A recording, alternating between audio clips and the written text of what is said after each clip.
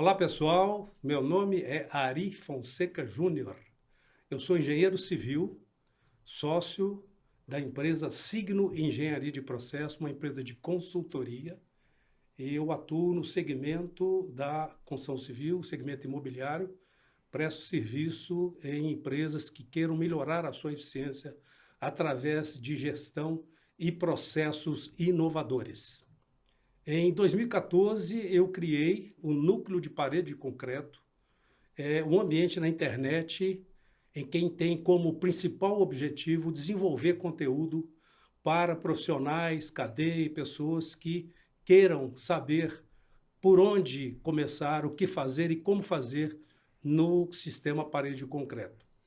Essa norma foi editada em 2012, a primeira norma de parede de concreto, NBR 16055, voltada a projetos e execução, né? Estamos hoje em 2023 e esse sistema construtivo já consumiu, já executou, nós já temos no mercado mais de 5 milhões de unidades executadas nesse sistema, né? Então, nós estamos hoje com foco no núcleo de parede de concreto para execução de edifícios altos, né? Uma tendência que a gente vê a cada dia aumentando e um processo, na nossa avaliação, um processo sem volta. Hoje nós vamos falar de um assunto palpitante, relevante, que é a revisão dessa norma 16055, né? Acabou de ser publicada, né? Então nós vamos bater um papo aqui com duas feras do segmento de projeto estrutural, né? Que vão se apresentar. Então vai ser um bate-papo que nós vamos passar para vocês aí um pouco do que tem nessa norma. Aqui do meu lado, Augusto. E aí, Augusto, tudo bem? Tudo bom, doutor Ari? Augusto Pedreira de Freitas, da Pedreira Onyx, antiga Pedreira Engenharia, sempre trabalhando em busca de sistemas construtivos alternativos e enxerguei na parede de concreto realmente um sistema que é para frente, para o futuro, né? Um dos grandes sistemas que se usa lá fora. A gente voltou muito para a parede de concreto, até eu fazia bastante alvenaria estrutural, parei de fazer alvenaria estrutural porque acredito demais no sistema de parede de concreto, não só para prédio baixo, que já está consolidado, mas para prédio alto de diversos padrões, né? Não só padrão segmento econômico, mas sim padrões muito de classe A, classe B, segmento médio. Parede de concreto não tem limite. Muito bom. E aqui, à minha frente aqui, o meu jovem profissional, Otávio. Fale, Otávio. Tudo bom, Ari? Tudo bom, Augusto? Obrigado aí pelo convite. Eu sou Otávio Pedreira de Freitas, também vim da Pedreira Engenharia e um dos dois filhos, né, a Pedreira Onyx e a Pedreira Topázio, que é a minha empresa, e desenvolvo projetos estruturais, tanto no sistema de parede de concreto, concreto armado, protendido e ainda alguma coisa de alvenaria estrutural.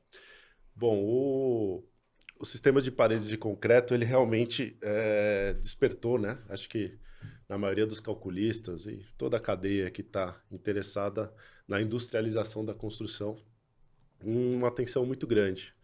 Então a gente vem acompanhando desde quando eu era sócio do Augusto, a gente fez muita coisa junto no sistema de paredes, e agora com essa escalada, né, do número de pavimentos, da altura das edificações, a gente vê esses conceitos de industrialização da construção cada vez mais aplicados a esse sistema. Então, é um assunto aí que a gente gosta de conversar. Essa norma veio trazendo coisas boas para essa verticalização do sistema e acho que vai ser uma conversa interessante. Muito bom, muito bom.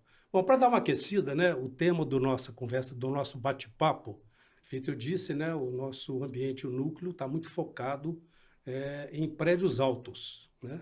Lembrando, quando a gente começou essa história da parede de concreto lá atrás, a gente falava muito em casa-terra, individual, e a edificação mais alta era terra e mais três, até por conta do Minha Casa Minha Vida. E hoje nós estamos falando em prédio alto. Otávio, para você, o que é um prédio alto? É relativo, né, Ari? Quando eu estava na faculdade, para mim, ali passou do sobrado, eu já achava alto, né? Porque eu já tinha algumas noções de cálculo, mas tinha também os meus receios. Hoje, quando a gente fala de prédio alto de parede, a gente está falando de prédio com mais de 20 pavimentos ou algo assim, né? Prédios que têm se destacado em relação ao que a gente vinha fazendo nesse sistema, que eram 4, 5 ou até 8, 9 pavimentos. Hoje em dia, eu diria para você que prédio alto, a gente está falando de 20 pavimentos para cima. Augusto, e você que na primeira norma, eu lembro que você teve uma participação ativa, né, na construção da NBR 16055, né, e eu também participei desse trabalho de homologação dessa norma. E eu lembro que a gente tinha uma dúvida muito grande, né, até que pavimentos a gente iria considerar nessa norma. E na primeira versão, nós fomos até TR+5, né, que era acho que não tinha ainda nenhum empreendimento quando foi promulgada essa norma com essa altura. E hoje nós estamos falando, o Otávio falou que 20 pavimentos.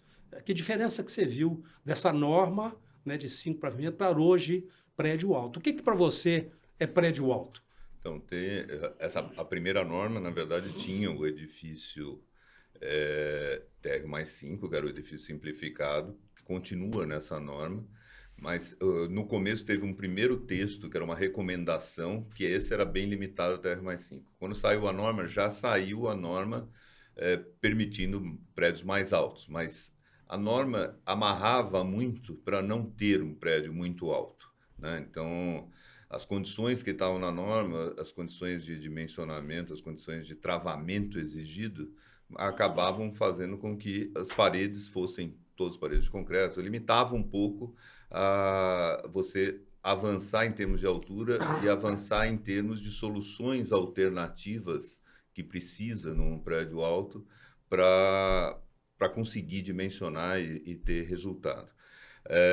Para mim, prédio alto está mais ou menos aí, como o Otávio colocou, acima de uns 20 pavimentos, é quando o esforço horizontal começa a ser relevante, é quando a gente tem que pensar no prédio não só para a carga vertical, mas com uma preocupação nessa carga horizontal. E no dimensionamento, em alguns pontos, muda um pouco a cabeça de você considerar a parede de concreto pura, que eu falo, que é uma parede de concreto com todas as paredes travando, e passar a pensar também em alguns critérios que te permitam tirar algumas paredes, buscar algumas outras soluções que estão inseridas nesses prédios mais altos. É difícil você ter um prédio mais alto onde não tem flexibilidade, né? Lógico que tem. Tem alguns prédios de segmento econômico bem mais altos. Você mesmo comentou comigo em outra conversa de um prédio de 25 pavimentos com apartamentos pequenos, né? Mas normalmente a gente começa a pegar mais flexibilidade. Então muda um pouco a cabeça nesse tipo de projeto. E é onde eu acho que a parede de concreto tem um uso enorme, que ainda não foi explorado, né? Ok. Bom, só resgatando aquilo que eu falei no parágrafo anterior, né? Quando a gente começou essa história da parede de concreto, Minha Casa Minha Vida, né? Era uma novidade para todo mundo, né? Eu lembro que era novidade para o projetista, era novidade para quem fabricava o concreto, nós não tínhamos forma de alumínio no Brasil, as empresas não sabiam o que era isso, como fazer, por onde começar, a cadeia absolutamente sem conhecer, né, o seu espaço, e nós estamos falando de 10 anos, quando a gente fala em prédio alto, né, o cenário realmente da construção é outro, né, o cenário é outro. Então, hoje nós estamos falando de uma mudança no negócio, numa mudança de eficiência. As empresas hoje têm uma busca, empresas de capital aberto, empresas na disputa, na concorrência. Então, na minha avaliação, essa norma veio realmente num momento extremamente oportuno. Então, para conversar o nosso bate-papo, né, eu queria colocar um assunto aqui voltado a esse tema que eu falei do mercado. 2012, mercado de econômico. Hoje nós estamos falando de mercado 2 degraus acima, talvez, ou até acima de um nível de poder aquisitivo maior, né? Otávio, o que você vê assim, de forma conceitual, que essa norma traz de importância para esse mercado com essa magnitude, com a verticalização? O que te chama os olhos assim, puxa vida, essa norma para esse mercado é pontinho, pontinho, pontinho? Bom, Ari, quando a gente fala em verticalização, a gente está diretamente implícito aí começar a falar de espessuras maiores das paredes, né? Então, um prédio mais alto, como o Augusto colocou, os esforços tendem a ser maiores, os esforços horizontais oriundos do vento tendem a ser maiores e a gente precisa de seção para combater isso. Algo que vem acontecendo é que a gente passa a ter menos paredes estruturais e as paredes que ficam como estruturais, aquelas que não permitem a flexibilização arquitetônica, elas passam a ter um desempenho, uma necessidade resistente muito maior do que a gente tinha nas edificações mais baixas. E aí, com isso, a gente passa a trabalhar com o que era de espessura de 10 centímetros, passou por um tempo para 12, 14, 16, estamos falando até de quase 18 centímetros. A gente tem feito diversos empreendimentos aí com alturas de 25, 30, 35 pavimentos, que uma espessura de 18 centímetros da parede de concreto, ela atende satisfatoriamente. E essa norma trouxe, acho que é o grande diferencial, né? Essa revisão da norma, é a possibilidade de se utilizar a tela simples até espessuras de 18 centímetros. O uso de tela simples, ele facilita demais a execução, a produtividade dentro da obra. Você vive no canteiro aí, conhece diversas obras aí pelo país, presta sua consultoria em diversas delas e sabe que quando a gente tem a tela simples, é aquele reloginho, a obra vai lá, todo dia tem concretagem, fecha a forma, põe instalações e tal, você consegue cumprir o teu cronograma, teu prazo de execução tranquilamente. Quando você tem a obrigação de trabalhar com uma tela dupla, que era o caso da norma antiga, né, na sua revisão antiga, a partir de 15 centímetros, essa produtividade ia lá embaixo, né, e prejudicava muito o seu ciclo, o seu planejamento e até a própria competitividade do sistema. Então, eu diria que esse requisito aí da norma, permitindo o uso de tela simples até os 18 centímetros de espessura, é o grande diferencial para a verticalização que a gente está buscando. Bom, o Otávio aqui foi aquele professor, né? A resposta dele está muito voltado à parte técnica, mas acho que deu para a gente claramente entender essa relação. Eu vou olhar agora para o Augusto e colocar o Augusto como o diretor comercial de uma empresa que precisa fazer 3.000 unidades em 2 ou 3 anos. Né? O Augusto agora não é projetista, mas ele está vendo aí uma tendência de utilizar o sistema construtivo parede de concreto para prédios altos. E certamente ele deve chegar a algum momento e fazer uma pergunta para ele mesmo. Caramba, está todo mundo, eu estou vendo, e eu não estou fazendo. Será que eu deveria fazer? Né? E estou vendo, inclusive, que criaram uma revisão da norma que contempla, ou seja, eu tenho uma cadeia, eu tenho norma, eu tenho projeto, por que eu devo entrar nessa seara? Por que eu devo entrar na estrada? Não que eu tenha, né? Mas você, com o olhar do diretor comercial de vendas, o que você conversaria com você mesmo? Uma coisa até bom colocar ainda como projetista é que... Não tem jeito, né? Mas ainda como projetista, é que a norma, sempre as normas mostram o estado da arte em que o sistema está no momento. Quando a norma foi criada lá em 2012, se tinha, obviamente, alguns receios, porque você não tinha muito o sistema sendo utilizado. Então, naturalmente, uma norma que é criada assim é mais conservadora. É uma norma que tem alguns limites, porque a gente não sabe aonde bem está pisando, né? Então, precisa pisar com cuidado. Nessa revisão, essa ampliação de alguns critérios, como esse dos 18 centímetros, como os critérios de dimensionamento em paredes que não estão totalmente travados, traz uma segurança no sentido de que o sistema evoluiu. Então, o sistema para o mercado evoluiu. Então, agora virando para o lado do diretor, isso aí já é um dos primeiros pontos onde eu tenho receio de usar um sistema. Eu tenho receio de usar um sistema porque eu não quero ser a cobaia. Então, hoje, se você estiver virando para o lado de parede de concreto, você não está sendo cobaia. Nós sabemos exatamente aonde estão pisando. Nós sabemos exatamente os problemas que podem dar. Então, tem uma receita, tem como você atender sem esse receio que eu acho natural, faz parte de qualquer diretor de engenharia. né? Eu não quero ter problema lá na frente de manutenção num prédio que eu estou fazendo. Então, esse é o primeiro ponto que eu acho que está suplantado, né? Nós passamos por ele. O segundo, a questão é, por que que os outros estão fazendo? Eu sempre penso, como que a concorrência está fazendo e quem está executando? Quais são as empresas que estão partindo para isso? Estão tendo sucesso ou não? Eles estão voltando atrás ou estão se perpetuando nesse sistema? E nós temos vários casos onde está tendo sequência. Então, alguma coisa boa tem no sistema. Então, preciso olhar. Mas, para ser bem sincero, se eu fosse um diretor de engenharia de uma empresa, eu estaria muito preocupado a médio prazo. Nós temos uma situação hoje no Brasil, foi feito recentemente algumas pesquisas que mostram que a idade média do operário na obra aumentou demais. Então, a idade média está 45 anos. Como é que se renova essa equipe? 45 anos, o profissional da construção civil, o cara do canteiro. O cara do chão, né? Chão de fábrica, Entendi. o cara do canteiro, 45 anos.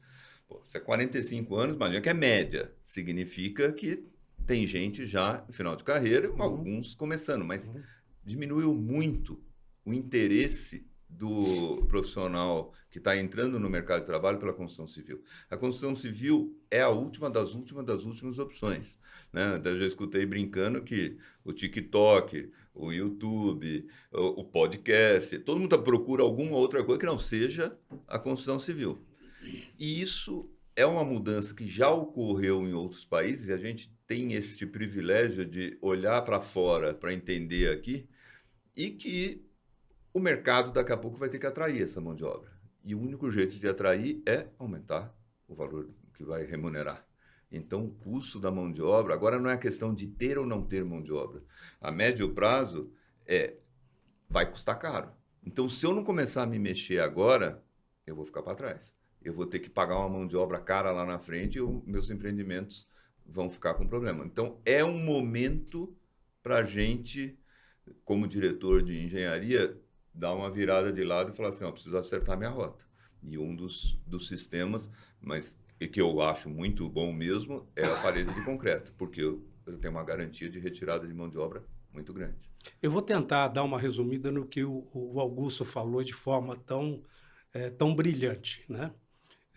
A gente vê aí tem uma fala do mercado do setor da construção que eu acho que remonta a coisa de 10, 15, 20 anos atrás, que era assim, né? Nós precisamos industrializar. O setor da construção é um setor ainda muito artesanal que não se industrializa. Então, esse discurso, essa fala, já está, não é ano, agora é década, né?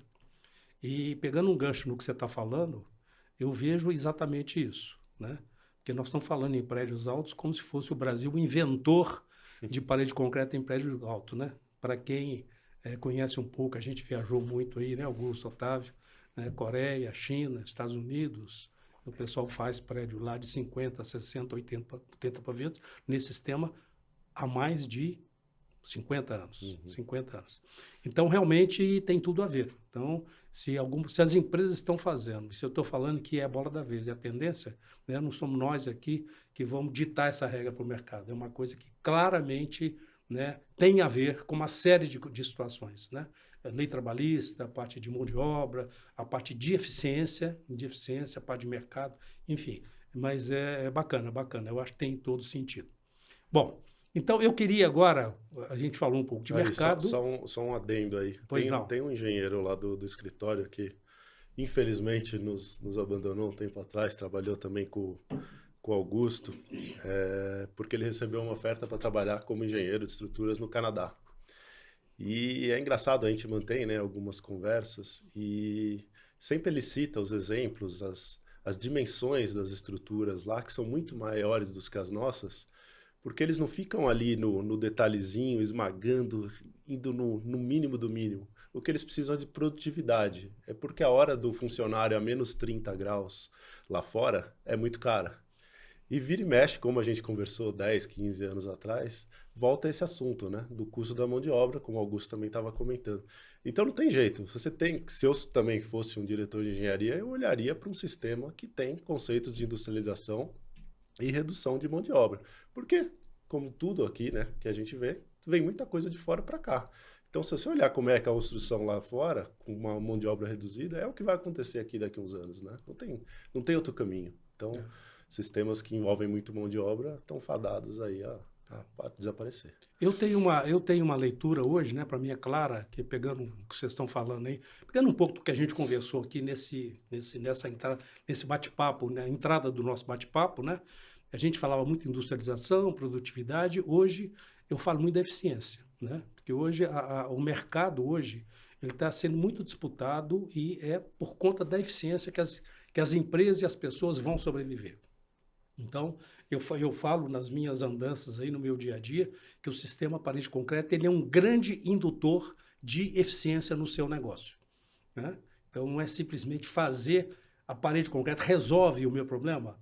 Não, não. Mas ele é um grande indutor, porque o próprio Augusto aí, várias apresentações que a gente faz junto aí nessas nossas andanças, ele cita o sistema parede de concreto como um chassi de uma edificação, onde você acopla, né, os demais subsistemas para você ter a eficiência, né? Eu costumo brincar que hoje a minha referência de eficiência é o Corolla. É um carro que eu tive muito tempo, eu tenho, e para mim pode ser mais caro do que o outro. Mas ele me traz uma coisa que para mim é indiscutivelmente espetacular, que é a eficiência. Então é o ar-condicionado que funciona, é o motor, é o consumo, enfim. Então é disso que nós estamos falando. Bom, legal. Então, depois dessa passada aí de mercado, né, uma coisa que eu admiro vocês dois, né, eu sempre que posso eu falo, é que o projetista de estrutura, a gente tem uma leitura muito assim, acadêmica, né, que é o cara que fica lá atrás do computador, trabalhando no CAD, trabalhando no TQS, e ele tem um mundo diferente do que acontece lá fora. E os dois profissionais aqui que estão participando desse bate-papo têm uma característica que eu pessoalmente admiro muito, que é a presença deles em obra, né? Então, eles têm aí uma rotina no seu dia a dia, saber o que está acontecendo. E eu acho que isso é muito importante. Isso, de uma maneira muito eficiente, ajuda o projetista entender a dificuldade que eu tenho lá no canteiro, né? Então, essa troca aí é extremamente importante. Eu aqui, de público, parabenizo vocês dois por ter isso no seu DNA, de conviver com isso. Eu acho que isso é muito, aproxima muito, né? Eu falo que a gente tem que parar de tomar decisões fracionadas, a gente tem que ter decisões integradas para que eu seja eficiente. Muito bom, muito bom. Bom, até colocando, você falou DNA, mas é exatamente isso. Não por acaso nós somos filhos do mesmo pai. E ele era arquiteto, não era engenheiro, mas era uma pessoa de chão, de fábrica. Era uma pessoa que vivia buscando racionalização na obra. Então, crescemos com isso, né? Então, sempre entendemos que o projeto não termina na hora que a gente imprime um papel. O projeto termina quando terminar a obra, muitas vezes ainda com ajustes quando você está fazendo lá na frente, buscando melhorias contínuas para esse projeto no futuro. E a gente só consegue isso se a gente estiver lá no canteiro vendo as dificuldades que quem está executando está tendo para fazer o nosso projeto. E só conseguimos diminuir questões de possibilidade de patologia se a gente estiver vendo e enxergando o que eles não estão entendendo do nosso projeto. Porque assim, eu faço um projeto e imagino que ele vai executar aquilo, mas muitas vezes não executa, porque ele lê de uma forma diferente o projeto. Então, essa interação projetista-obra, eu falo, o Otávio me corrija se estiver errado, mas falo por ele também, é absolutamente fundamental. Não tem como não ter, né? A gente tem agora lá no escritório uma campanha do pessoal mais novo que nunca pisou na obra, que só foi o computador. Eu brinco que é o projeto do metaverso, né? Eu quero real. E isso está surtindo um efeito enorme de motivação para eles. Porque na hora que eles estão indo na obra, veem o que está acontecendo, nossa, eles voltam com milhões de ideias, voltam preocupados com o que está executando, voltam preocupados. Então, é algo que veio de um DNA e que nós estamos criando um DNA para que os nossos seguidores sigam nesse caminho também. Bom, eu queria aqui dar um depoimento, aproveitar, né? Eu cheguei, antes da parede de concreto, eu tive alguns empreendimentos que eu trabalhei com o Pedreira, pai do Augusto e do o Otávio. E realmente tive a felicidade de trabalhar com ele, aprender alguma coisa. Realmente ele era muito chato em relação à exigência das coisas certas, né? Então, e foi aí uma experiência e acho que ele deve estar feliz lá de ver que ele deixou aí duas pessoas que estão seguindo aí com esse DNA dele.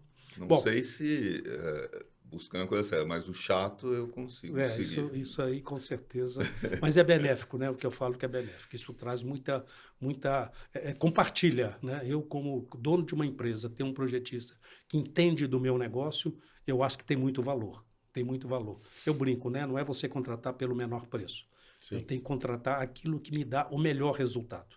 E nem sempre o menor preço vai te dar o menor resultado.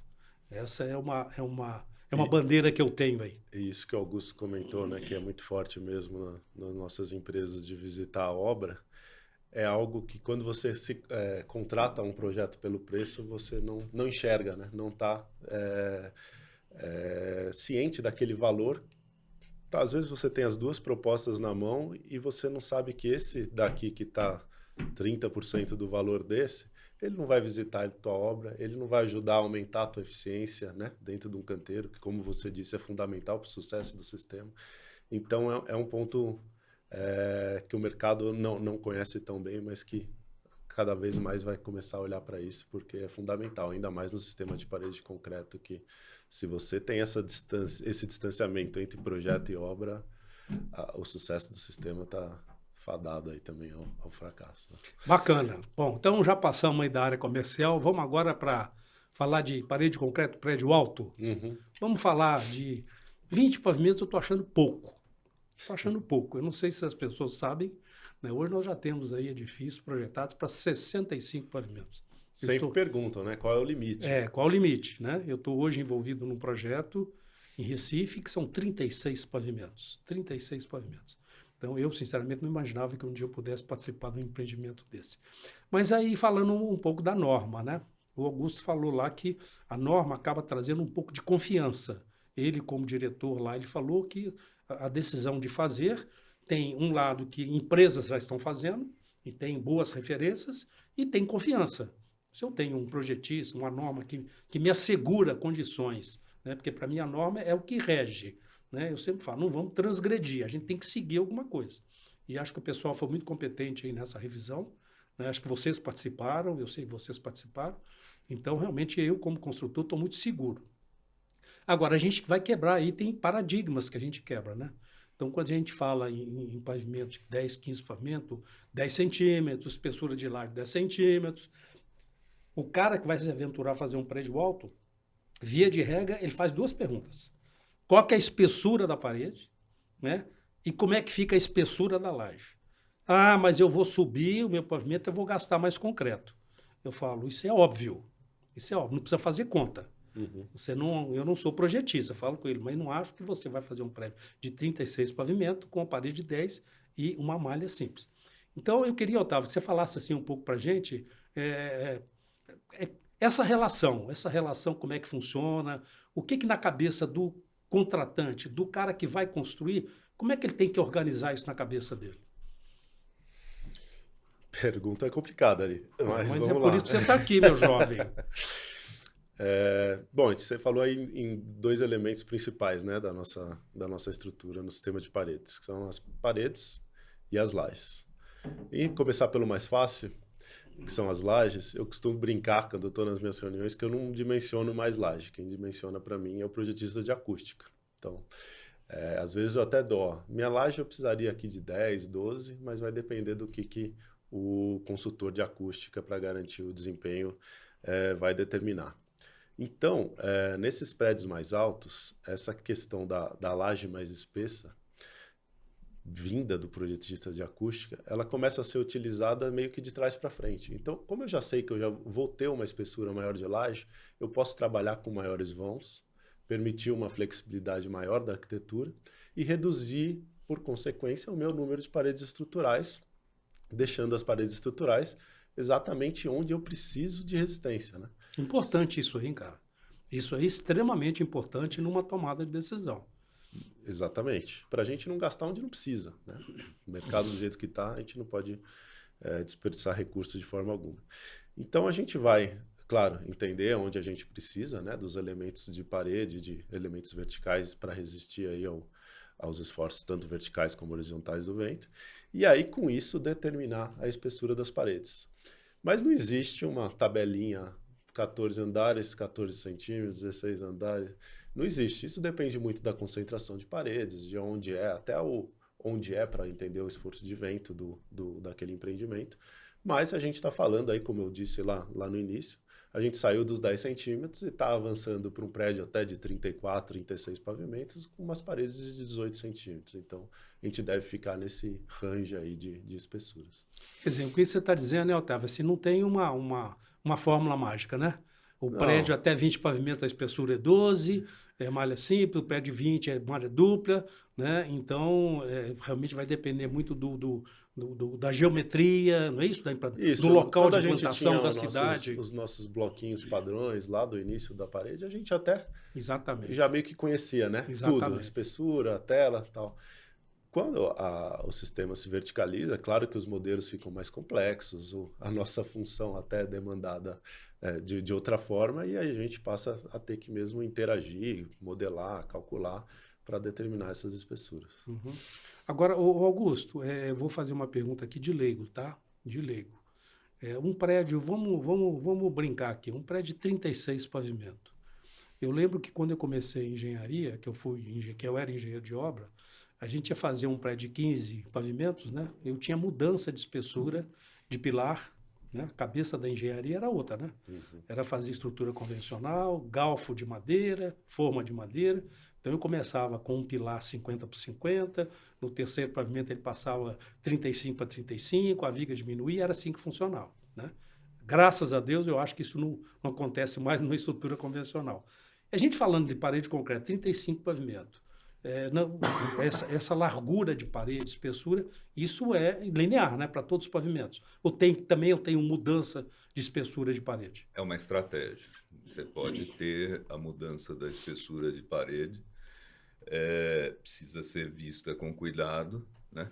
Porque uma redução da espessura de parede não é só um impacto em redução de volume de concreto, porque você vai ter a forma. A Exatamente. forma eu vou ter que mudar inteira.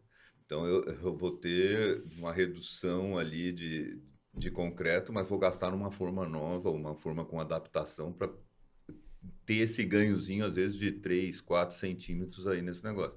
E eu posso perder produtividade, porque essa forma começa a ficar cheia de Exatamente. trequinho lá pequenininho para você ajustar. Então, eu fiz até, um pouco antes da pandemia, um estudo para um empreendimento grande, que era de 25 pavimentos, coisas muito compridas, e a gente fez, num primeiro momento, com 2 espessuras, né? E quando fizemos com as 2 espessuras junto com o fornecedor de formas, foi viável. Virou o mercado um pouquinho para a questão de preço de forma, na hora que esse empreendimento começou a voltar, se fez a conta de novo, deixou de ser viável. Então, essa é uma dificuldade que a gente tem muito, que a gente projeta hoje, que vai ser usado, sei lá, ano que vem, daqui a 2 anos. Então, não é algo assim, certeza que é melhor reduzir e nem certeza que não é melhor reduzir. Tem que analisar caso a caso. Até pegando esse que o Otávio falou que não dá mesmo para dizer qual é a espessura e qual a possibilidade de redução, eu acho que é até perigoso a gente falar em alguma coisa de ligar número de andares a espessuras, porque tem gente que pega aquilo lá como uma verdade e já sai com essa espessura e essa espessura que tem que ter. Não, às vezes a redução de paredes não permite essa espessura, né? Quando eu fazia alvenaria estrutural, tinha muito aquilo. O número de andares é o FBK do bloco. O número de andares então, se eu tenho 18 andares, eu vou usar um bloco de 18, no máximo 20. Era assim. Só que se você começa a tirar a parede da alvenaria estrutural, não é mais isso. E eu cansei de ver projetos em que tiravam paredes e mantinham a máxima de que o FBK era aquele. Está errado. Então a gente precisa tomar cuidado. Engenharia não é pegar padrão e repetir esse padrão para qualquer projeto. É analisar cada projeto, né? E quem está contratando entender isso também. Tá? Não tem uma regra definida, mas tem uma análise bem criteriosa a ser feita na hora da busca pelo maior desempenho do sistema. É isso que a gente tem que buscar. Bom, o que você está falando, eu estou me colocando aqui no lugar de um construtor, né, que está sedento de seguir o mercado. Está vendo boas práticas, estou vendo um prédio alto e estou vendo isso pela primeira vez. Então, aí eu olhei a chamada desse podcast, está falando que é de norma. Então, eu estou entendendo que o que você está dizendo é que a norma que nós estamos falando hoje, a norma que hoje vale como regra, né, acima de qualquer projeto e tal, ela atende a essas demandas, a essas necessidades. Então, se eu tiver essa engenharia integrada que tira, aumenta tal, eu tenho hoje na norma, né, um amparo legal para uma tomada de decisão. É isso? Vale ressaltar. Não estou indo contra uma coisa que é empírica. Não.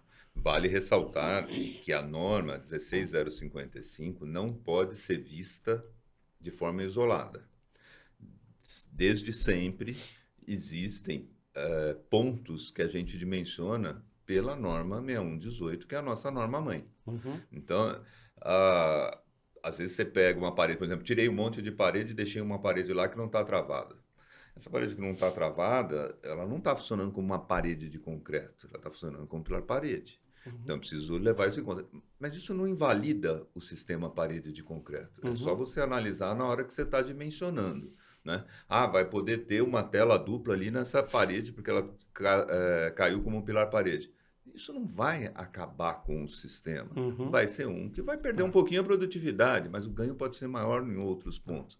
Então, essa norma, e eu acho que a evolução da norma deixou bem claro isso, que a gente, na verdade, tem a norma como mais uma ferramenta para dimensionar esses prédios altos, né? Você falou de prédios de 65 pavimentos, nós temos lá em Camboriú 2 prédios muito altos em parede de concreto, a espessura da parede é 40. Então, não é tela simples, obviamente, mas eles executavam os prédios lá em ciclos de uma laje cada 20 dias, uma laje cada 18 dias. Aí a gente embutiu o conceito de parede de concreto, mudamos o sistema produtivo para parede de concreto, para a forma racionalizada de alumínio de parede de concreto, gangforme, submino e tal. O ciclo parou nos 5 dias, porque o diretor de engenharia falou assim, eu não quero que seja mais rápido do que isso. Está muito rápido. Está muito rápido. Eu não quero correr o risco nesse prédio. Entendeu? Mas, ou seja, imagina o ganho né, que você tem num negócio desse. Agora, nesse prédio, e foi antes dessa publicação da norma, nesse prédio eu não usei nada da norma de parede de concreto. Mas o prédio era em parede de concreto. Então, a gente tem que também desmistificar. Eu acho a grande importância dessa revisão da norma foi uma norma muito bem feita, com os profissionais muito qualificados. Gostaria de parabenizar o Marcelo Rios, que conduziu o final, e o Arnold Wender, que começou o negócio. Foram muito bem na condução. Acho que a gente tem que valorizar os nossos colegas, porque fazer norma não é fácil, né? Foram muito felizes. Conseguiram um bom senso ali de o que dava para evoluir, evoluiu. E a principal mensagem que passou para o mercado foi essa: nós temos confiança no que nós estamos fazendo. Podemos subir. Seguir em frente. Podemos seguir em frente. Muito bom, muito bom. Otávio, eu vejo hoje, né, quando a parede de concreto entrou na minha vida, eu estou falando aí na época da promulgação da norma lá, a gente falava muito em drywall. Vamos colocar o drywall. Eu via que eu pessoalmente, era uma pessoa que achava que não tinha nada a ver. Se eu estou fazendo concreto, por que eu vou colocar drywall? Né? Confesso aqui que eu tinha eu não conseguia aliar isso aí. E hoje eu vejo claramente, e a pergunta que eu te faço com relação a essa verticalização é que o produto, as empresas trabalham muito com drywall. Né? E hoje eu acho que, sem dúvida nenhuma, é uma variável importante para a industrialização e para a eficiência do processo, sem dúvida nenhuma. Então, como é que você enxerga isso aí com esse aumento de andares, com esse aumento da lâmina? Eu tenho visto aí apartamentos, unidades, tipo com 16 unidades. Tem unidades que são feitas todas em drywall, né? Você tem lá, tem um core, o resto tudo é drywall. Como é que você vê isso aí a nível de cálculo estrutural para esse momento, o drywall versus a horizontalidade e a verticalidade? Bom, Ari, eu, ao contrário de você, eu sempre fui um fã do drywall. Não sei por quê, não sei se porque para um calculista aquilo que reduz peso é sempre benéfico, né? Mas eu sempre vi com bons olhos tanto a execução seca do elemento, a tecnologia embutida nele, quando ele é bem feito, né? Então, eu sempre fui um fã do drywall. E quando a gente começou a verticalizar isso, e como eu disse anteriormente, buscar usar o concreto onde ele é efetivamente necessário, a gente começou a enxergar que a gente não precisava ter todas as paredes efetivamente estruturais, né? A gente vai estruturar onde precisa e onde não precisa a gente pode atender o pessoal de arquitetura, permitindo uma flexibilização da unidade. A gente pode atender o pessoal de instalações, permitindo instalações embutidas, manutenção pós-execução, ar-condicionado, caixinha dentro da parede, não aquela caixinha para fora por ser um elemento estrutural. Então a gente começou a tirar proveito disso, tirar as paredes estruturais onde não era necessário e começar a trabalhar com drywall nesses grandes panos de lajes que estão virando esses edifícios alongados que você mencionou. E isso, para mim, só traz benefícios.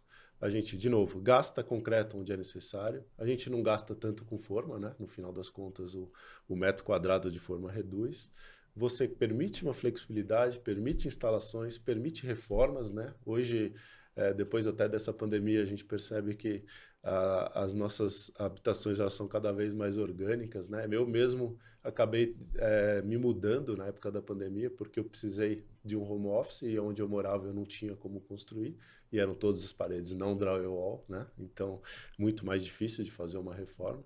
Então para mim eu vejo com muito bons olhos isso da utilização do drywall e permitindo ganhos não só na estrutura, peso da edificação, redução de fundação, como vantagem para todos as outras disciplinas envolvidas. Bom, pessoal, você que está querendo aí entrar nessa história do prédio alto, o Otávio está dizendo, e hoje eu corroboro com ele, o drywall é muito bem-vindo, tá? É muito bem-vindo, né? Muito bem-vindo. Augusto, pegando um gancho aí também na parte técnica, né? Nós estamos falando em parede de concreto, prédio alto. Uma coisa é você lançar um concreto, fabricar um concreto para TR+3, TR+4, né? Que recomendação você colocaria, né? Se tem algum ponto aí na norma que mudou, alguma coisa, algum ponto de atenção que você colocaria sobre a ótica do cálculo estrutural, sobre o desempenho da estrutura para essa verticalidade? Quando a gente projeta prédios mais baixos em parede de concreto, o que é o limitante para a gente em termos de resistência é a resistência da desforma, né? É a resistência de fazer o ciclo muito rápido de levar a forma para cima.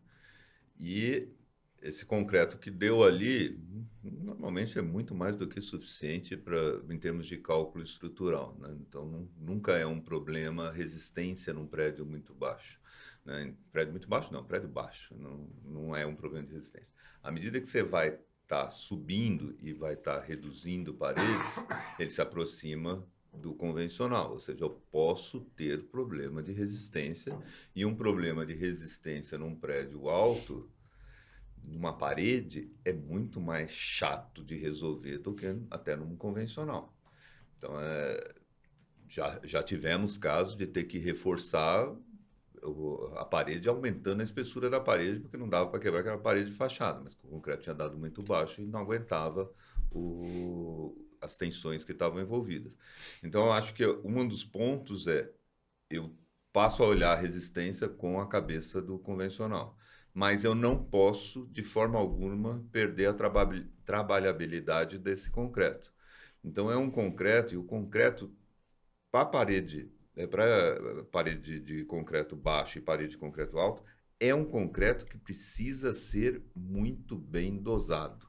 Precisa ser um concreto, não é um concreto mais ou menos, não, tem que ser um concreto bom, né? Então, não adianta a gente dizer que tem um bom projeto, tem um bom planejamento, tem uma boa forma, mas tem um concreto mais ou menos.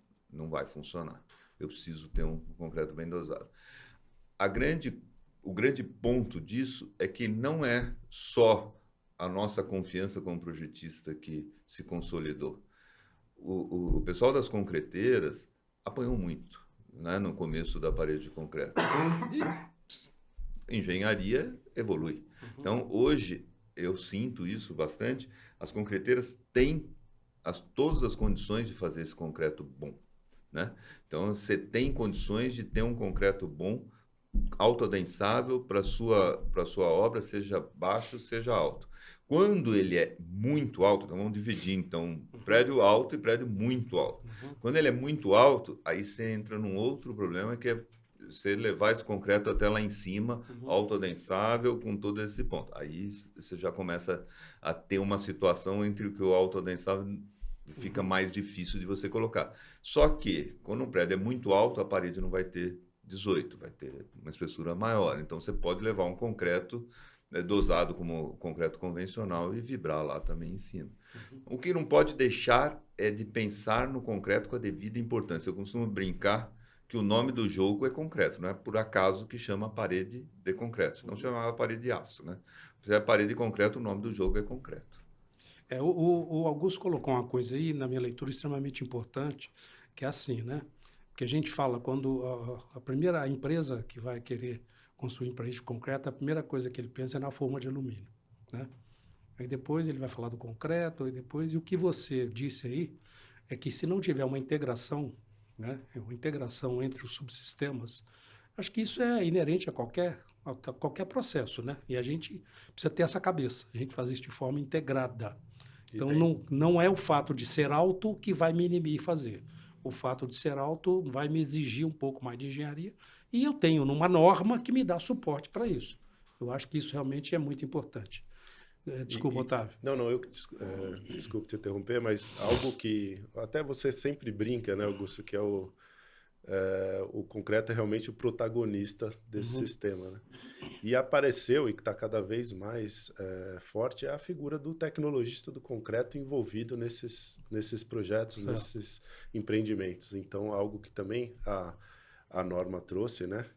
Algumas responsabilidades também para o tecnologista do concreto, que era uma figura que a gente sempre recomendou, né? Que fosse envolvida, contratada, e que nem sempre era, né? Não era dado o devido respeito para o material concreto, como você disse, você olha muito para a forma e pouco para o que vai ficar lá, né? E agora, com essa nova inclusão aí dessas responsabilidades previstas na norma, né? O tecnologista vai estar mais presente e, com certeza, esse concreto vai ter dado a importância que ele merece. Quer dizer, é um ponto, né, mais um ponto de cuidado para que obtenha a eficiência do processo, apesar de ter uma altura, né, alta. É engraçado isso, porque isso que eu estava falando, a gente sempre recomendou a contratação de tecnologista de concreto. E nessa discussão da norma, o colocar lá não é uma questão assim, precisa... Não, vamos colocar na norma, porque estando na norma, aí o construtor não discute. Se obriga. Ele contrata, porque não custa nada. Não custa nada contratar os profissionais para dar o suporte. Mas ele fica sempre assim, precisa mesmo. Então, tá na norma, às vezes, algumas coisas, é fundamental para dizer, tá lá. Não tem muita discussão. Tem um assunto que eu queria, me ocorreu aqui agora, tá? A gente sempre fala aí, né, um assunto de ter um nome específico, que é você ter eu não gosto da palavra auditor. Pegar um terceiro para olhar o seu projeto. Tem um nome disso aí, não tem? Avaliador técnico de projeto. Avaliador técnico. Lembra, ATP. ATP de tênis. É o mesmo nome. Avaliador técnico de projeto. Então, eu volto a essa mensagem para quem tem essa... nós estamos falando aqui de segurança, de norma, de referência, não transgredir. É disso que nós estamos falando, né? E se você, às vezes, se sentir inseguro, né? Eu vou falar isso no final, com relação ao projetista de estrutura, e hoje existe na norma, isso é assunto de norma, né? E te dá direito, tem casos aí até que é obrigatório, não é? Não, então, isso ficou claro, foi uma discussão grande, esse é até um ponto que na 6118 já tem, né, há algum tempo, existe um problema de uma vírgula lá, mas que um dia eu acho que vão resolver, mas a avaliação técnica de projeto é algo que a associação nossa aí já defende há muito tempo, que é muito importante para a evolução da engenharia. O projetista de estruturas muitas vezes define pontos que são importantíssimos para a durabilidade da estrutura, para a segurança da estrutura, como o Senhor Deus do universo, né? Tem todo o poder do mundo. E ele é humano. Ele pode errar, ele pode não ter uma consideração a mais correta possível. Então, a avaliação técnica vem para ter um segundo profissional que olhe com os olhos de norma se aquilo lá está atendendo ou não as recomendações de norma. Teve uma discussão se seriam todos os projetos ou não. No fim, ficou só os projetos que não estão no edifício simplificado. O edifício simplificado é TR+4, então esses dispensaram. Não tem problema de segurança nenhuma mesmo, um prédio de TR+4 pode ser projetado, mas existe até um critério assim, imagina eu fazer um prédio de TR+4 errado. E esse prédio de TR+4 vai ser repetido 50 vezes. E aí vai ter 50 vezes a patologia porque está errado. Então, tem um critério que aí fica a critério do contratante, no fim se entendeu isso, se ele quer um segundo olhar para aquilo ou não. Tá? Mas nos prédios mais altos, sim. Nos prédios mais altos, casa com uma avaliação técnica de projeto obrigatória por essa norma. Legal, legal. Bom, tem um outro assunto aí que também que veio na norma, né, que eu vi aí, é um assunto palpitante, né, que todo mundo já fala há algum tempo, que é o assunto da fibra. Né? Assunto da fibra. E a gente vendo nessa revisão da norma agora que ela permite o uso de macrofibra em algumas situações. Né? Nós estamos falando aqui de prédio alto. Né? E eu queria que Otávio, você nos contasse aí como é que é esse assunto da macrofibra nessa revisão agora da 16055. Bom, a questão da fibra realmente é algo que vira e mexe, ela volta à tona, e agora também com a divulgação aí da norma de fibras, ela está cada vez mais à tona, né? Mas a utilização de fibra, pensando na substituição do aço, ela pode até me corrigir, né, Augusto, restrita ao edifício simplificado, tá? Então, para o que a gente está discutindo aqui, ela não se aplicaria. A gente tem o uso do outro tipo de fibra, né? Do polipropileno, voltada mais para redução aí de retração e controle da qualidade do concreto, né? Mas o uso mesmo da macrofibra, substituindo a armação, está restrito às edificações simplificadas. Isso é muito importante, viu, galera? Porque vira e mexe, a gente vê falar, não, mas agora a norma pode usar a fibra, vou fazer um prédio de 15 pavimentos. Então, a resposta é não. Não, somente para prédio simplificado. É isso? É isso? Tem uma questão muito importante na substituição do aço pela fibra, que é a questão do colapso progressivo. A estrutura, por exemplo, vai alguém lá e arranca uma parede. Numa parede concreta é mais difícil de arrancar, mas vamos arrancar. Hipoteticamente, um cara lá arrancou.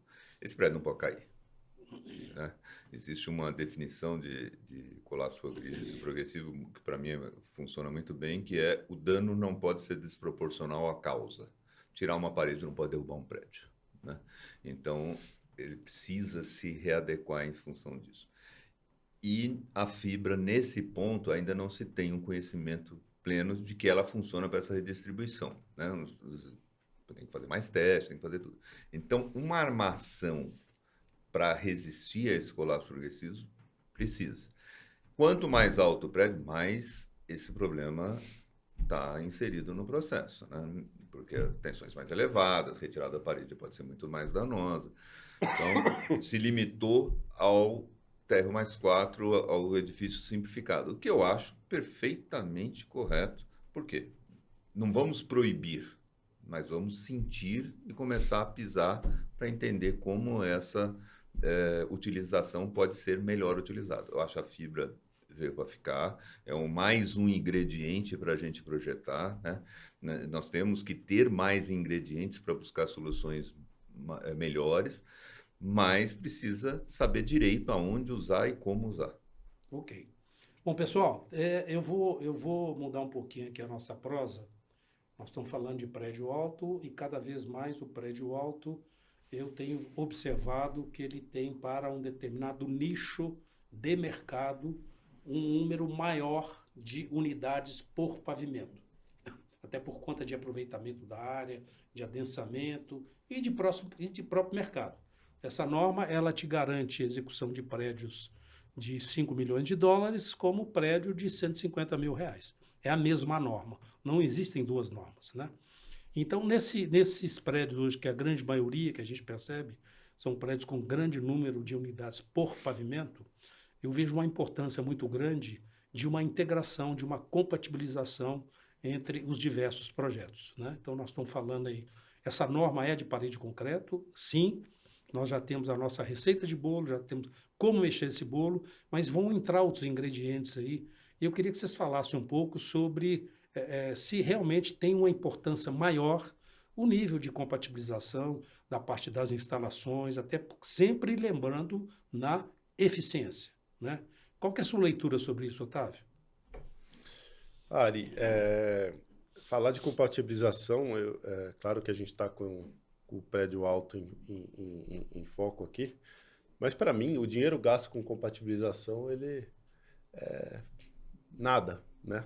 Você deve sempre procurar ao máximo uma compatibilização, gastar recursos na fase de projeto para evitar qualquer decisão feita em obra, né?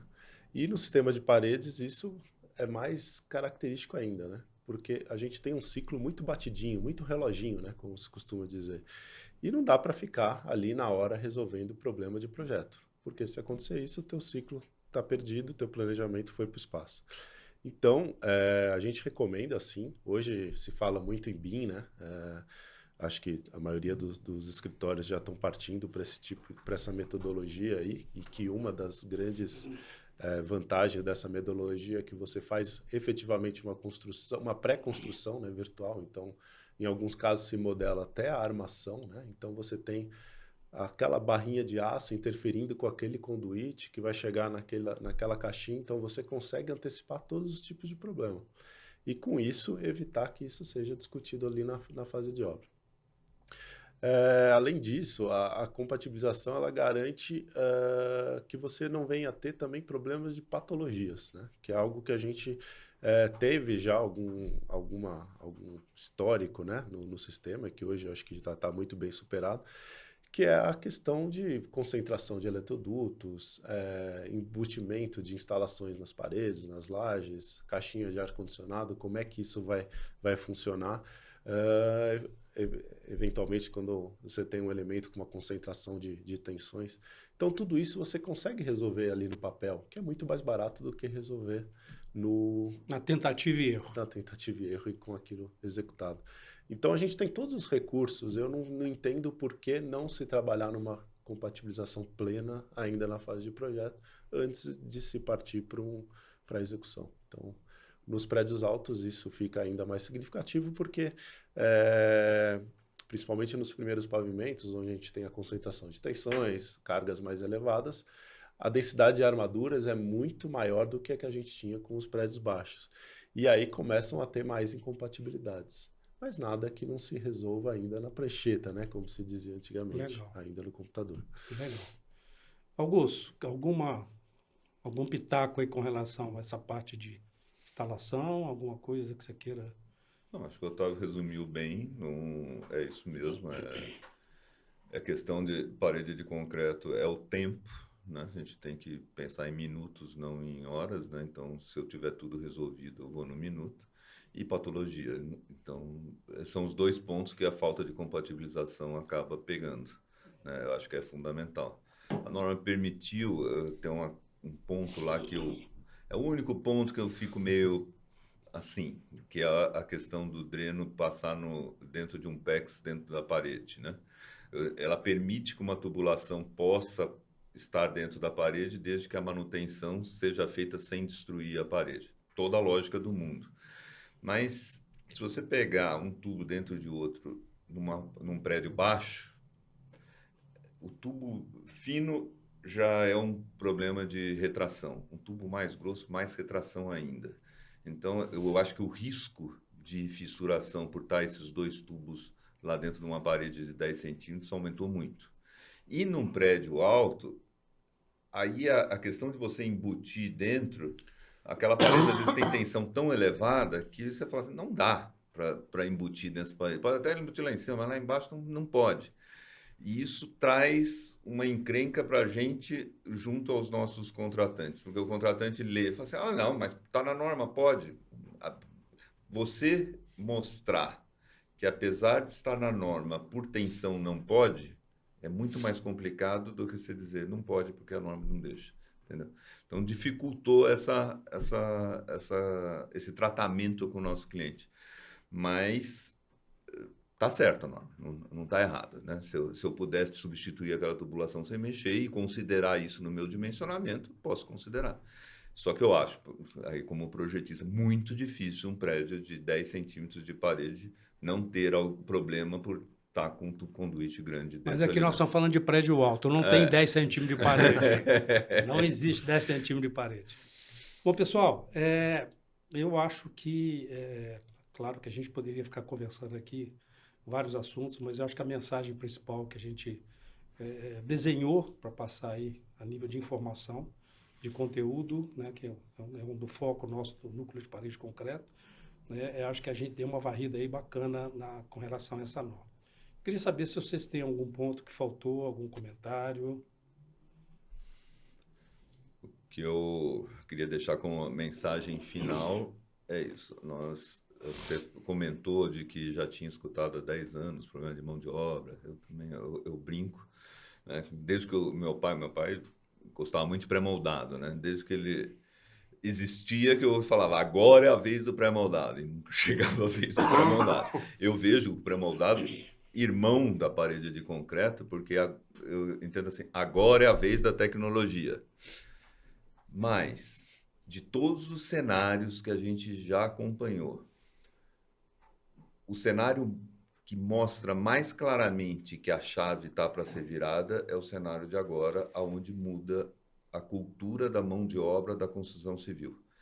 Isso não é uma mudança por não ter mão de obra, não é uma mudança por ter problema econômico, não é uma mudança por custo, não, é uma mudança cultural. Essa mudança cultural, você não breca. E para mim está claro que existe uma mudança cultural da forma de se entrar para construção civil. Ou se paga mais, ou o jovem não vai trabalhar na construção civil. Eu acho que é muito mais do que cultural, viu, o Augusto? É uma questão realmente de século XXI. Já é tarde, né? Nós estamos no século XXI, né? Então, hoje, uma pessoa de 10, 12 anos já faz coisas que um cara de 30, na minha época, não fazia. Então, é uma questão de século XXI. Otávio, alguma coisa que ficou faltando, que você está engasgado, que você quer... Não, uma coisa que sempre que eu me pergunto, né, por que em alguns clientes a parede vai tão bem e o sistema parece que voa e em outros a coisa não funciona, né? E aí você fala, a gente está em século XXI, né? E aí eu penso, naqueles clientes onde que existe um planejamento, existe uma previsibilidade de lançamentos para daqui a 1, 2, 3 anos, ele consegue implantar o sistema e vai chegando no limite da eficiência que você gosta tanto de falar. Agora, naqueles clientes onde eu vejo que mudo o produto, não vou mais lançar, não tenho mais certeza do que eu vou fazer, aí a parede não vai bem. Então, de novo, né, a gente está mudando a nossa mentalidade, se fala também há muito tempo disso, mas não adianta, se a gente quer melhorar a nossa indústria da construção, a gente precisa desse planejamento, né? E aí casa muito com a parede de concreto. Então, eu acho que é um caminho e para quem quer e tem esse planejamento bem feito, um caminho certo. Eu te agradeço que eu vou fazer um fechamento aqui, que você levantou a bola para me falar, cara. Ótimo. Né? Então, eu queria agradecer imensamente a esses 2 profissionais. Realmente, se falar em norma, em projeto, eu sou da escola, eu sou de uma escola, eu vim de uma escola onde se valoriza projeto. Comecei a minha vida trabalhando em norma industrial. Trabalhei em Açominas, Acesita, onde você fazia fundações e edificações para o que vinha depois, que eram a parte mecânica. Então, eu aprendi a fazer engenharia, me organizando, me planejando, onde a medida não era centímetro, era milímetro. Né? Então, eu sou dessa época, a minha engenharia foi feita dessa maneira. E eu sou uma pessoa que sempre valoriza o projeto. Eu acho inconcebível, inadmissível, eu vejo ainda hoje empresas que começam um empreendimento sem projeto, vai tocando, tem que faturar, então, para mim, eu acho inadmissível. Em se falando de projeto, né, eu sempre falo o seguinte, para a parede de concreto, principalmente, agora prédio alto, o projetista de estrutura tem que ser um cara familiarizado. Nada contra a cadeia dos projetistas de estrutura, nada contra. Admiro, mas eu acho que você, construtor, que vai nessa, que está começando, o projetista de estrutura, na minha avaliação, e o arquiteto são pessoas chaves nesse processo. E tem que ser pessoas valorizadas. E pessoas que conheçam, que entendam do assunto. Vocês hoje falaram muito de técnica, mas vocês falaram também muito de execução. Eu acho que é isso que a gente precisa, né? As pessoas precisam ter engenharia. Então, se eu puder dar fazer um fechamento aí para esse sistema, eu acredito, sem dúvida nenhuma, a gente está vendo. Não é uma coisa que está começando. Se você quiser hoje andar aqui, todas as cidades que eu vou, que eu milito, tem prédio hoje acima de 25, 30, de boa. Uma cidade que eu trabalhei em Patinga, Minas Gerais, nas Minas, há não sei quantos anos atrás, eu vi outro dia uma foto de um prédio de 25 andares em parede de concreto. Então, para mim, isso é espetacular. Então, com relação ao projeto e norma, nós estamos bem seguros, né? O projetista realmente tem que ser um cara que conheça do assunto, né? Vamos valorizar, né? E entender, e questionar, porque ele está ali, ele é o médico, é o principal médico que vai me dar a garantia da minha saúde. É o que eu brigo, é o principal médico, é o cara que eu tenho que confiar. Agora, ele, para me passar confiança, ele tem que entender do que ele está fazendo, né? Então, pessoal, a gente vai finalizar aqui o nosso primeiro podcast. E se vocês observarem, né, tem uma coisa que a gente não combinou, mas eu pessoalmente, lá no núcleo, né, quando a gente fala em núcleo, a gente quer o quê? A gente quer trazer dicas, boas práticas, bons exemplos, e a gente não fala de patologia, né? Nós não falamos aqui, se falamos uma ou duas vezes, foi por conta até de fazer certo para não ter. Então, esse é o nosso objetivo. Então, a gente está criando aí, esse ano, vamos lançar outros podcasts aí, mas a nossa cabeça é essa. Nós somos especialistas no assunto e a gente quer mostrar as boas práticas. A gente quer mostrar para o mercado que é possível fazer, é uma tendência sem volta, e esse sistema ele tem que potencializar a eficiência. Se você não quiser uma coisa de eficiência, não faça. Não comece, você vai ter dor de cabeça. Agora, se for para fazer direito, bem feito, tem mercado, tem projetista, tem concreteira, tem fornecedor, de tudo que você quiser, né? E se precisar, conta com a gente. Nós temos aí nosso endereço eletrônico aí, são empresas, né, que realmente são referência no mercado. E a gente vai oportunamente voltar aí com outros temas, talvez na próxima bate-papo nosso, nós vamos falar de concreto, né, que é um assunto recorrente, importante. Então, eu quero agradecer muito vocês aí. É sempre muito bom conversar com vocês dois, que a gente acaba conversando um pouco da engenharia. Então, eu agradeço e estamos juntos nessa aí, tá bom? Um abraço e até a próxima, pessoal. Um abraço. Até a próxima.